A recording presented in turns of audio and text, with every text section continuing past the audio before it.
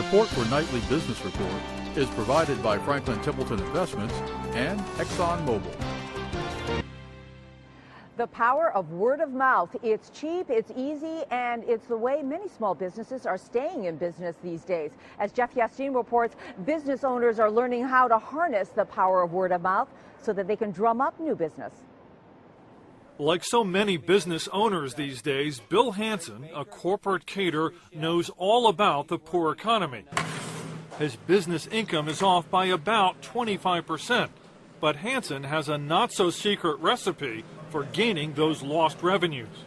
With the downturn in the economy, everyone's out there looking for better ways to at least sustain and hopefully grow their business. It's called networking.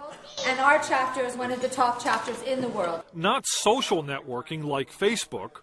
And also educate you about this thing called word-of-mouth advertising that helps you build your business. But business networking, face-to-face. There's a membership attendance list circulating. Please be sure I get that. Meet the members of the Miami Beach chapter of BNI. That's short for Business Networking International. These entrepreneurs attend mandatory weekly meetings, miss more than a couple, and they're booted out. And if you look carefully, you'll see nearly everyone filling out little slips of paper. Those are referrals, a name, a contact, someone outside the network who might need another member's help. So if you need a CPA, call Jorge Gonzalez.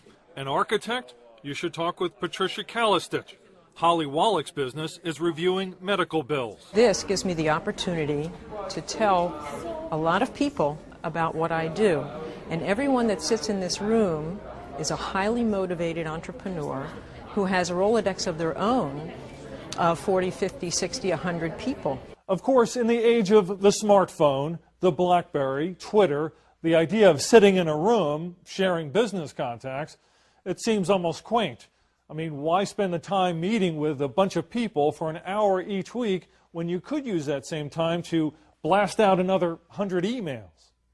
But studies show that emails and tweets by themselves don't generate the same level of personal trust that one face-to-face meeting does. And personal trust, say experts, is key for two people to do business together. I've made close to $98,000 this year alone just on BNI referrals. Others, like Eddie Blanco, go to these business networking meetings for a different reason. For Blanco, it's not about earning more, but learning more. A pharmacy owner in Miami, Blanco knows plenty about filling prescriptions. But when it comes to managing his business, he knows where to turn for advice.